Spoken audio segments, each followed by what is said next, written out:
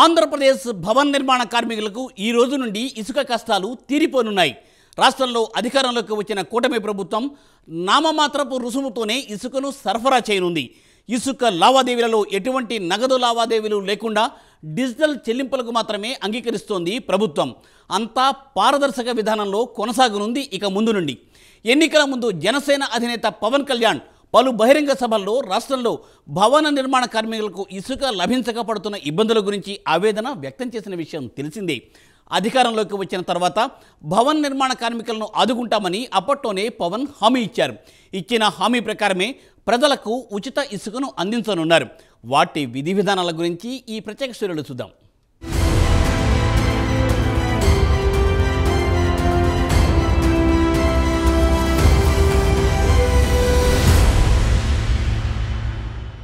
ఆంధ్రప్రదేశ్లో కూటమి ప్రభుత్వం పగ్గాలు చేపట్టిన వెంటనే ఇచ్చిన హామీలను శరవేగంగా అమలు చేస్తోంది. ప్రజారంజక పాలన అందిస్తోంది. గత 5 ఏళ్లుగా ఆంధ్ర ప్రజలు ఇసుక అందుబాటులో లేక తీవ్ర ఇబ్బందులు పడ్డారు. భవన నిర్మాణ పనులు ఎక్కడికక్కడ నిలిచిపోయాయి. భవన నిర్మాణ కార్మికులకు ఉపాధి లేక రోడ్డున పడ్డారు. ఆ ఇబ్బందులన్నీ సోమవారంతో తీరిపోయాయి. అధికారంలోకి వచ్చిన కూటమి ప్రభుత్వం ప్రజలకు ఉచితంగా ఇసుక ఇవ్వాలని నిర్ణయించింది.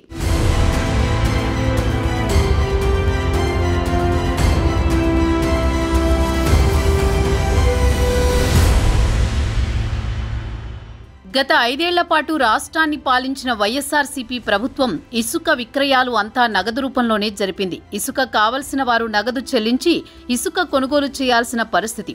దీంతో పెద్ద ఎత్తున అక్రమాలు జరిగాయి. ప్రస్తుతం అధికారంలోకి వచ్చిన కూటమి ప్రభుత్వం ఉచిత ఇసుక విధానాన్ని అమలు చేయాలని నిర్ణయించింది. రాష్ట్ర వ్యాప్తంగా సోమవారం నుంచి కొత్త విధానం అమల్లోకి వచ్చింది. ఇక ఉచిత ఇసుక విక్రయాలకు సీనరేజ్, ఇసుక తవ్వకాలు, రవాణా ఖర్చులు వంటివి నామమాత్రపు రుసుము తీసుకునేలా అధికారులు ఏర్పాట్లు చేశారు.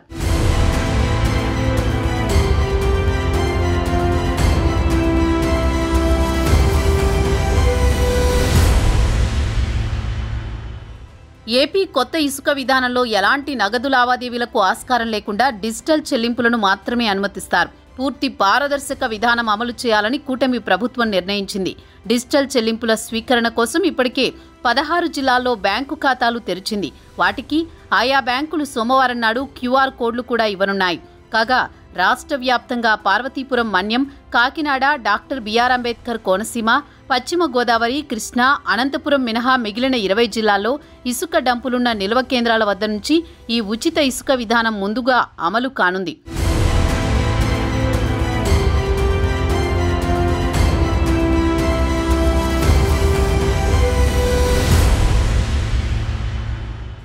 ఆంధ్రప్రదేశ్లో ఎక్కడెక్కడ ఇసుక నిల్వ కేంద్రాలున్నాయి, వాటిలో ఎంత ఇసుక అందుబాటులో ఉంది తదితర వివరాలన్నీ ఆదివారం నుంచే గనుల శాఖ అధికారిక వెబ్సైట్లో అందుబాటులో ఉంచారు అధికారులు.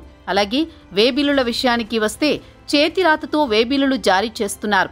ఇసుక విక్రయాలు మొదలైనప్పటి నుంచి ఏ రోజుకు ఆ రోజు జరిగిన ఇసుక అమ్మకాల వివరాలు, మిగిలిన ఇసుక నిల్వ సమాచారాన్ని కూడా ఎప్పటికప్పుడు మార్చనున్నారు. నిల్వ కేంద్రాల్లో ఇసుక ధర తెలిసేలా పెద్ద పెద్ద బ్యానర్లు ఏర్పాటు చేయనున్నారు. సోమవారం నుంచి ఉచిత ఇసుక ఇవ్వడం ప్రారంభమైనందువల్ల 2 వారాల పాటు చేతిరాతతోనే వే బిల్లులు జారీ చేస్తారు. ఆ తర్వాత నుంచి వాటిని కూడా ఆన్లైన్లోనే జారీ చేసే సాఫ్ట్వేర్ను సిద్ధం చేయనున్నారు.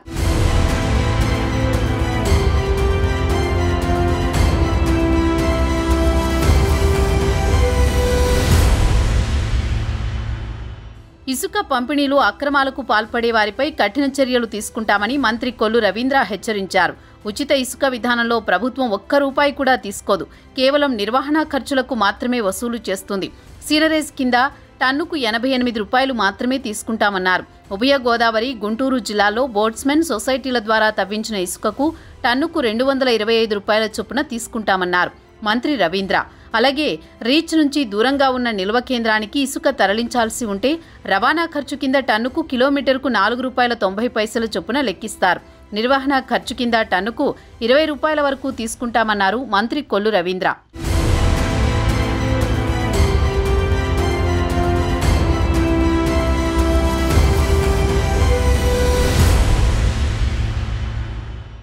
ప్రభుత్వం సీనరేస్ కింద వసూలు చేసే టన్నుకు 88 రూపాయలను మండల పరిషత్లు గ్రామ పంచాయతీల ఖాతాలకు ప్రతి నెల జమ చేస్తారు.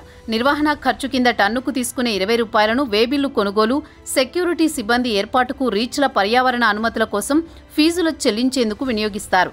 అలాగే వాగులు, వంకలు, చిన్న నదుల్లో ఎడ్లబండ్ల ద్వారా నేరుగా ఇసుక తవ్వి తీసుకువెళ్లేలా వీలు కల్పించారు.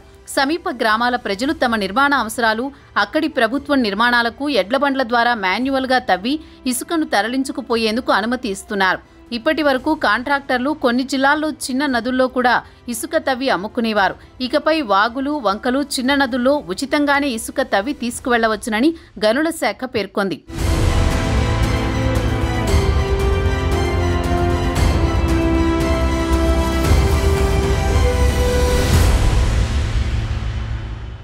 ఆనకట్టలు, జలాశయాల పరిధిలో పూడిక రూపంలో ఉన్న ఇసుకను తవ్వి తీసేందుకు అధికారులు ఏర్పాట్లు చేస్తున్నారు. వీటికి పర్యావరణ అనుమతులు అవసరం లేకపోయినా కాలుష్య నియంత్రణ మండలి నుంచి consent for establishment, consent for ఆపరేషన్కి ఫీజులు చెల్లించి అనుమతి తీసుకోనున్నారు. నదుల్లో ఇసుక అక్రమ తవ్వకాలు చేయకుండా, నిల్వ కేంద్రాల నుంచి తీసుకున్నది అక్రమంగా విక్రయాలు జరపకుండా ప్రత్యేక కార్యదళం విజిలెన్స్ అండ్ ఎన్ఫోర్స్మెంట్ ద్వారా నిఘా ఉంచుతామన్నారు అధికారులు. మరి రాబోయే రోజుల్లో ఏపీలో నిర్మాణాలు జోరందుకునే అవకాశం కనిపిస్తోంది. దీనికి జనసేన నేత డిప్యూటీ సీఎం పవన్ కళ్యాణ్ తీసుకున్న చొరవే కారణమని భవన నిర్మాణ కార్మికులు సంతోషం వ్యక్తం చేస్తున్నారు.